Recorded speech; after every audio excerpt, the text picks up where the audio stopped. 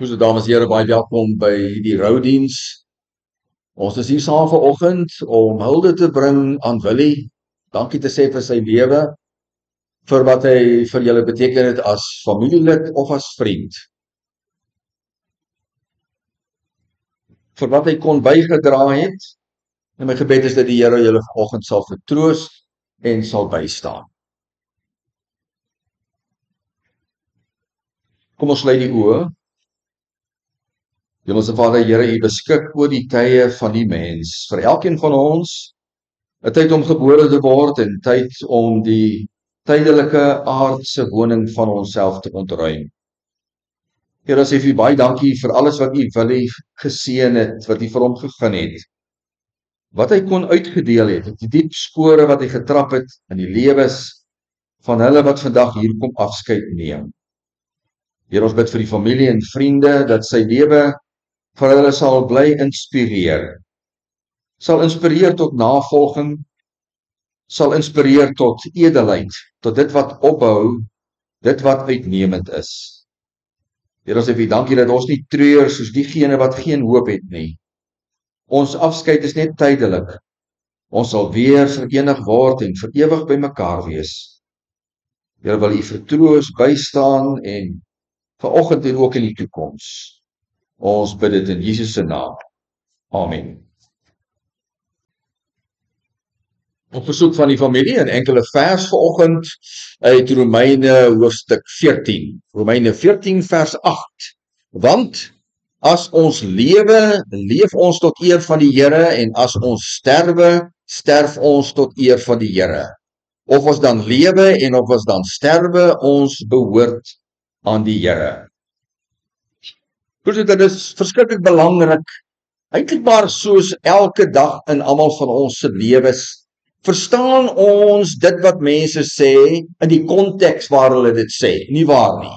As ek byvoorbeeld sê, man, ons is by 'n opvoering en die vroue dan pragtig gesing, dan weet ons praat van sang. Maar as ek nou sê, daardie slegte, skelm man is uiteindelik in hegtenis geneem, en weet jy, toe hy by die speurders kom en hulle sy sake werk, toe hy daarom gesing, dan is dit alles behalwe sang. Hy het uitgekom met die waarheid. Dieselfde geld wanneer ons kom by die Bybel. Partykeer is dit maklik om 'n versie te verstaan, want die konteks van die versie is in 'n kort gedeelte van 'n hoofstuk en dis maklik verstaanbaar. Ander kere is dit heeltemal 'n ander storie, soos met vanoggend se versie. Vanoggend se versie is deel van 'n rede of 'n argument of betoog van Paulus wat oor 3 hoofstukke strek. So dis 'n ingewikkelde saak wanneer jy enigiets uit hierdie 3 hoofstukke lees, want jy moet nou mooi gaan kophou, waaroor gaan dit nou alles? Hoofstuk 8 se argument, want hy begin met die woord want. As ek sê want, dan beteken dit ek het al 'n hele klomp goed vooraf gesê, en omdat ek nou dit gesê het, moet jy nou verstaan wat ek nou gaan sê, en dan daarom sê ek die woord want. So dit begin by hoofstuk 12 vers 3 begin alles. Ek lees vir u daai belangrike vers. Want deur die genade wat aan my gegee is, sê ek vir elkeen wat onder julle is, dat hy nie van homself meer moet dink as wat 'n mens behoort te dink nie, maar dat hy of sy daaraan moet dink om besadig te wees. Besadig is beskeie. Beskeie is die teenoorgestelde van hoogmoedig. Dat hy beskeie of sy moet wees na die maat van geloof soos God dit aan elkeen toebedeel het. Dis waaroor dit eintlik gaan. Dit kan ons nie vergeet nie. Nou kom Paulus se 3 hoofstuk lange toespraak, en nou weet jy sommer hoekom dominees vir 6 of 7 jaar moet leer voor hulle dominees word. Ons moet sulke goed kan verstaan. Ons moet dit kan uitmekaar trek. En ek gaan my bes probeer vanoggend om dit te doen. Dis waar ons begin. Onthou dit 'n gedagte. Elkeen moet nederig wees. Beskeie. Hoe beskeie? In terme van wat jy weet. Wat jou geloof is. In terme hoeveel? In terme in die mate waartoe jy die Here vertrou. beskeidenheid. Goed. Nou kom ons by hoofstuk 14. Dis die hoofstuk waarin ons in die vers gelees het. En ons moet dit ook goed verstaan, want hierdie versie kom nou uit al daai goed uit. So hoofstuk 14 kom Paulus, en hy's besig hier, so hy praat met nuwe lidmate, baie belangrik. Hy praat met nuwe Christene in die stad Rome. Hulle was heidene en hulle was Jode, en nou moet hulle totaal al 'n nuwe lewe lewe, nuwe reëls, nuwe regulasies, nuwe alles. Daarom is Paulus so uitvoerig. En as ons kom in hoofstuk 14, dan ontdek ons, daai mense was erg verdeeld. Hulle was in twee kampe. Hulle het gedurig met mekaar gestry en beklei. En nou moet Paulus help. En dit gaan oor twee dinge, terloops. Die een is, moet ons vleis eet of nie? Dit klink vir ons vreemd. Ons vra ons nooit of ons moet vleis eet of nie. Maar daai mense kom uit 'n ander wêreld uit. Destyds het jy al jou kos gekoop en verkoop op die markplein in die dorpie. Sekere dag het almal markplein toe gegaan, as jy kos het, bring jy dit en jy verkoop het of jy koop. En so ook met vleis. Maar, 'n belangrike maar, die hele land was vol afgodstempels en die mense by die afgodstempels het vleis aan die afgode geoffer. En die vleis wat oor is daai by die afgodstempel, het hulle markplein toe gevat. Nou daai Christene gesê, wat as ek van die vleis koop en dis al die tyd kom dit uit 'n afgodstempel, dan eer ek mos nie die Here nie? Kan jy dit verstaan hoe hulle daarby uitkom? Paulus gee hulle antwoorde en dan kom hy by die latere verse uit.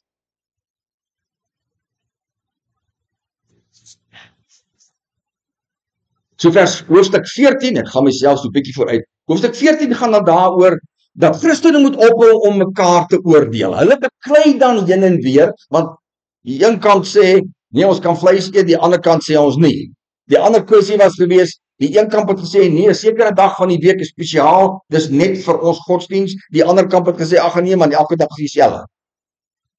En hulle het mekaar veroordeel, vingers na mekaar gewys. Toe sê Paulus dit. Hy sê, elkeen doen net verantwoording aan die Here. Dis waar my verantwoordelikheid lê. So elkeen glo wat jy glo, dis nou wanneer dit nie is by sentrale kwessies nie. Dis wanneer dit gaan by randskwessies, nê? Moet ek 'n hoed dra kerk of nie? Moet ek 'n pak klere kerk toe dra of nie? Dis 'n rangkwessie. Dit maak nie saak wat jy van daai twee doen nie. Dis nie iets wat jou eendag in die hemel of in die hel gaan beland. Sulke kwessies, sê Paulus, wat elkeen glo, is jy verantwoordelik teenoor die Here. Daarom kan jy nie 'n vinger wys na mekaar, die tannie wat 'n hoed dra, jy kan nie 'n vinger wys na die tannie nie, en die tannie wat nie 'n hoed dra nie, kan nie 'n vinger wys aan die tannie wat 'n hoed dra nie. Ons is net verantwoordelik teenoor die Here, sê Paulus, wanneer dit kom by hierdie hoofstuk. Ons kan nie vinger wys na 'n brede broer of suster nie. En dan kom ons by vers 7. Nou is ons waar ons by vanoggend se versie uitkom. Ons het vers 8 gelees, maar vers 8 hou vas aan vers 7. Dis hoekom vers 8 begin met want. Ons moet teruggaan. En as vers 7 begin met want, dan moet ons weer teruggaan. En vers 7 begin met want. Dis wat hierdie versie so moeilik maak om behoorlik vat te kry. Daar's soveel dinge wat ons in rekening moet bring. Vers 7 dan kom hy en hy sê, want niemand van ons leef vir homself nie, en niemand sterf vir homself nie. Paulus sê, julle is almal Christene. Dis wat jou 'n Christen maak. Dit gaan nie oor jouself nie. Jy lewe nie vir jouself nie. Jy gaan nie dood vir jouself nie. Hoe lewe ek vir myself? Al my besluite is myne. Dit het niks met die Here te doen nie. Al wat ek doen in die wêreld, alles wat ek doen in die lewe, al my keuses, al my besluite, dit gaan net oor wat ek wil doen. Dan lewe jy vir jouself. Jy lewe nie vir die Here nie. Hoe leef ek vir die Here? Net die teenoorgestelde. Alles wat ek doen, probeer ek doen in gehoorsaamheid aan die Here. Wat van die Here? Die wil van die Here. Wat ek waar kry in die Bybel. Dis wat 'n Christen maak.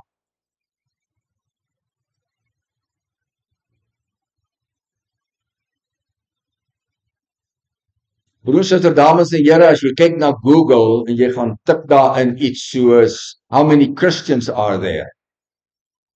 Hoeveel Christene is daar? Gaan jy 'n antwoord kry van baie miljoene. Maar baie miljoene van daai miljoene, die Christen godsdiens wêreldwyd, my laaste keer was omtrent 8-9 biljoen mense sê hulle is Christene. Maar dis nie 8 en 9 biljoen mense wat gereeld kerk toe gaan nie. Die punt wat ek wil maak is dit, en dis Paulus se punt.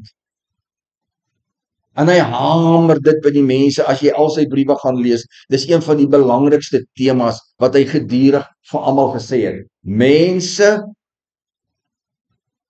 julle het uit die Christendom gekom, uit die heidendom gekom, liewer ekskuus, wat julle Christene maak, is om te lewe in gehoorsaamheid aan God se wil, soos Paulus dit vir hulle geleer het, soos dit vandag in die Bybel kry. Dit wat my 'n Christen maak. Dit wat ek doen. Ek kan sê tot ek blou is in die gesig, ek hou daarvan om 'n Christen te wees.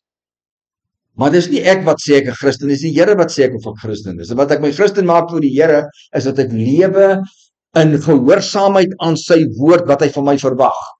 Of ten minste probeer ek gedurig gehoorsaam wees. Ons is nie altyd 100% gehoorsaam nie. Die Here verstaan dit.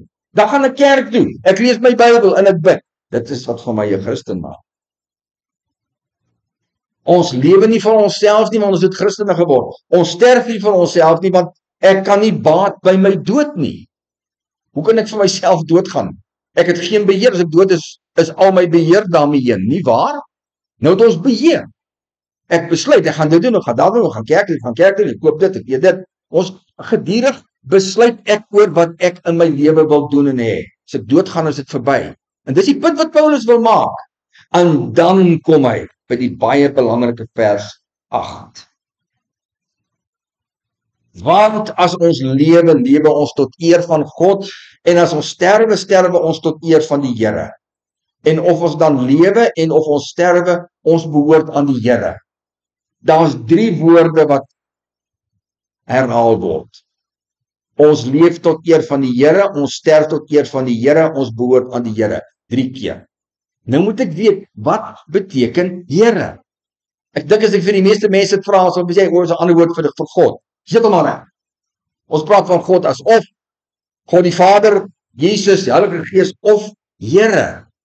Maar onthou, dit wat ons hier lees, kom uit die oorspronklike Grieks. Alle Bybels is vertaal uit die oorspronklike Grieks. Die Nuwe Testament is aanvanklik die eerste keer geskryf in Grieks. So wat beteken Here? Want dis die sentrale punt in hierdie hele vers. Ek leef tot eer van die Here. Wie's die Here? As ons sterwe, sterf ons tot eer van die Here. Wie's die Here? En of ek lewe of sterwe, ek behoort aan die Here. In Grieks, my broers, dit beteken die woord Here of een van 3 dinge. Dit hang af in die konteks. Die verband waarin dit voorkom. Of dit beteken meneer, of dit beteken baas, of dit beteken eienaar. Met ander woorde, Here is 'n term wat 'n verhouding aandui. Hier's 'n hele paar mans in hierdie vertrek. Maar as jy langs 'n man sit, en daai man sit langs 'n vrou, en daai vrou is jou man, as jy is jou ma, dan is daai man jou pa. Nie net 'n man nie.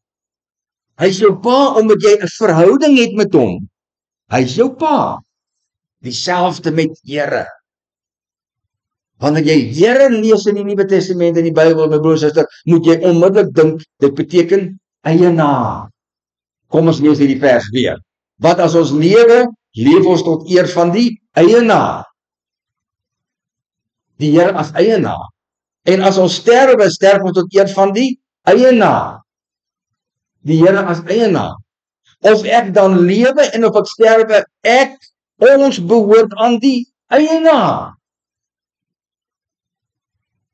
Ons is dus eiendom. Enigiets wat iemand besit, is daai persoon se eiendom. Die eiendom behoort aan die eienaar. Dus is ons as Christene eiendom. En dis die punt wat Paulus wil in. Hy sê daarom, hoe kan jy vir jouself lewe? Jy's nie jou jy besit nie jouself nie, jy behoort aan iemand anders. Jy's nie jou eiendom nie. Hoe kan jy maak wat jy wil? Jy behoort nie aan jouself nie, jy's nie jou eiendom nie. Jy behoort nie aan jouself nie. Wie gee jou die reg om te doen wat jy wil? Jy behoort nie aan jouself nie. Kan jy sien die punt wat Paulus wil beklemtoon, ons moet daarby uitkom. Christen se hele lewe is ingestel of gemik daarop om te voldoen aan die eienaar se wil, ons eienaar. Ek is eiendom, ek moet maak soos my eienaar sê. Die Here se wil vir ons in die Bybel. Net op hierdie manier lewe ons tot eer van God. Want as ons lewe, lewe ons tot eer van God. As ons sterwe, sterf ons tot eer van God. Die Here. Wat beteken dit om te lewe tot eer van die Here? Ek kan net 'n manier lewe tot eer van die eienaar God, is wanneer ek gehoorsaam is aan hom. Hy is my eienaar. Omdat hy my eienaar is, het hy vir my instruksies. Hy is my eienaar. Daarom moet ek daai instruksies nakom. Dan lewe ek tot eer van die Here. Wanneer ek as 'n Christen elke dag waar ek is, die voorbeeld stel van hoe 'n Christen moet wees. Daar's hy. Dis die punt wat hy wil maak. En net so ook met ons dood. Die mense het 'n klomp bygelowigheid gehad oor wat gebeur na die dood, my broers en susters. Dis hoekom Paulus die dood hier intrek. Val snaaks vir ons. Dis al vanselfsprekend. As ek doodgaan, kan ek tog nie tot my eer doodgaan nie. Wat gaan nou gebeur? As ek doodgaan, is dit die einde van my lewe hier. Jy kry my nie meer hier nie. Ek is in 'n ander realiteit.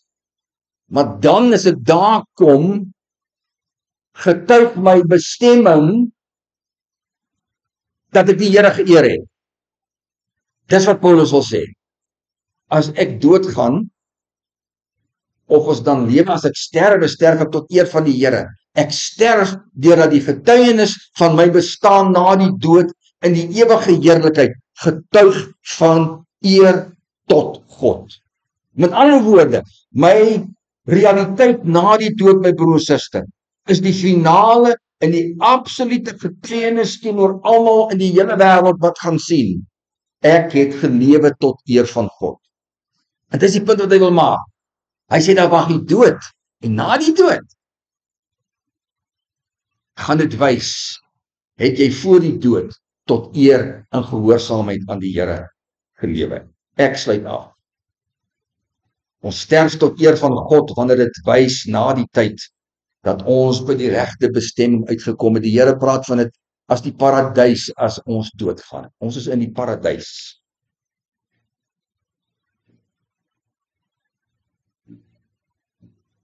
Want as ons lewe, moet ons onthou, ons moet so lewe dat ons gehoorsaam is aan die Here, ons eienaar.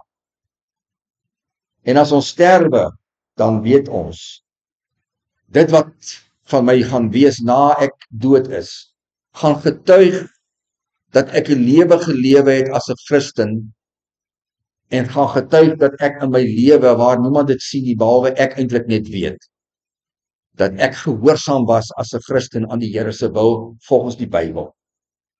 Of ons dan lewe of ons sterwe, ons behoort nooit aan onsself nie, maar ons behoort altyd aan ons eienaar, God die Hemelse Vader en Jesus Christus. Daarom kan ek nie lewe soos ek wil nie, want ek is nie myne. Ek behoort nie aan myself nie. Daarom moet almal op hierdie aarde, elke mens eendag verantwoording doen aan God.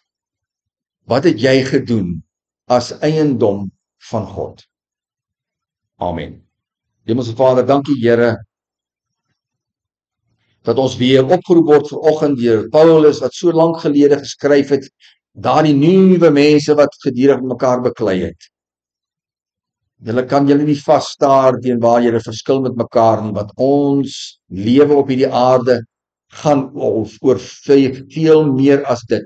Ons word opgeroep om as die eiendom, as die volk van God, so in gehoorsaamheid te lewe, dat ons lewe getuig daarvan, deur ons dade elke dag waar ons is, getuig dat ander mense sal sê, daai persoon is waarlik die eiendom van die Here. Daarom lewe hy so, daarom lewe sy so, daarom maak hulle die regte besluite, daarom doen hulle wat reg is. En deur alles wat hulle doen, wys hulle, eer hulle God, want sê hulle al wat 'n mens is, ons hou by dit wat ons in die Bybel lees, wat die Here gesê het, ons moet doen. In Jesus se naam. Amen.